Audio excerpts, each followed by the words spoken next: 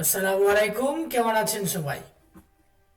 গত ভিডিওতে আমরা কন্ডিশন কি এবং কিভাবে কন্ডিশন লিখতে হয় সেটা জেনেছি।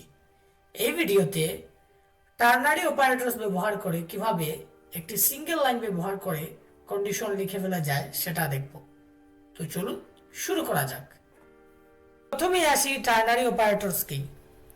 বেসিকলি এগুলো হচ্ছে জাভাস্ক্রিপ্টের মধ্যে থাকা বিশেষ কিছু অপারেটরস যেগুলো আমরা ব্যবহার করে চাইলে ছোট্ট একটি জায়গার মধ্যেই আমাদের কন্ডিশনস লিখে ফেলতে পারি। যেমন গত ভিডিওতে আমরা কন্ডিশন লেখার জন্য কিন্তু এতগুলো লাইন লিখেছি। এখন আমরা যদি টার্নারি অপারেটরস ব্যবহার করি তাহলে শুধুমাত্র একটি লাইনে আমাদের এই সম্পূর্ণ কন্ডিশন লিখে ফেলতে পারি।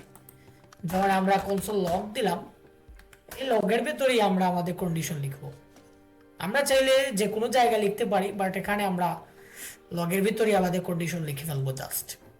সো প্রথমে আমরা আমাদের লজিক দিব, যেমন নাম্বার কি 10 এর সমান কিনা আগের মতো।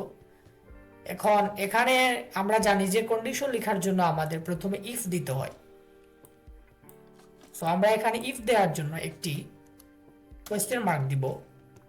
তারপর ধরুন আমরা একটি ব্র্যাকেট দিলাম, ব্র্যাকেট না দিলেও চলে, বাট আমরা বুঝার জন্য একটি ব্র্যাকেট দিলাম।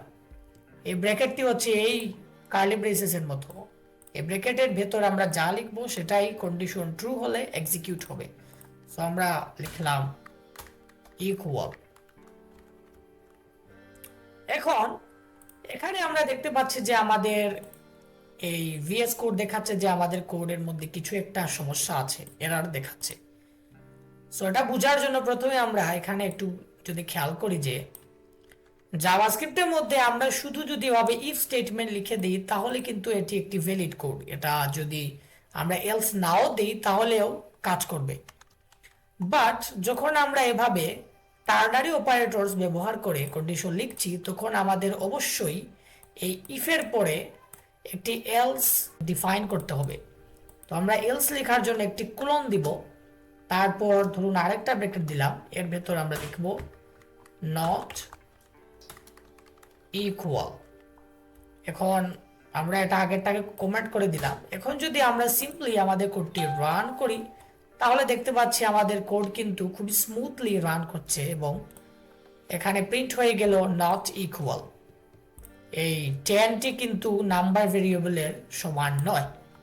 আচ্ছা, এখন আমরা যদি চাই যে এখানে আরেকটি এলস ইফ লিখে কন্ডিশন বাড়িয়ে দিতে, তাহলে সিম্পলি এই ইফ কন্ডিশনের পরে আমরা একটি কোলন দিব, তারপরে আমরা আমাদের লজিকটি লিখব।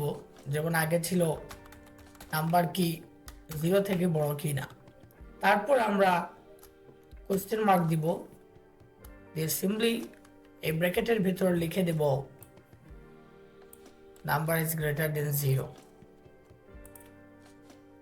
তাহলে এই আমাদের হয়ে গেল এলস ইফ কন্ডিশন। এখন আমরা যদি আমাদের কোডটি রান করি তাহলে দেখতে পাচ্ছি যে এখানে খুবই চমৎকারভাবে প্রিন্ট হয়ে গেল নাম্বার ইজ গ্রেটার দেন 0। তাহলে আশা করি আমরা বুঝতে পেরেছি কিভাবে টার্নারি অপারেটরস দিয়েও কন্ডিশন লিখে ফেলা যায়। বিগিনার্সদের উদ্দেশ্যে বলবো, বুঝতে পারলে খুবই ভালো, না বুঝতে পারলেও সমস্যা নাই। তাহলে আজকের মতো এতটুকুই। ভালো থাকবেন সবাই, আল্লাহ হাফেজ।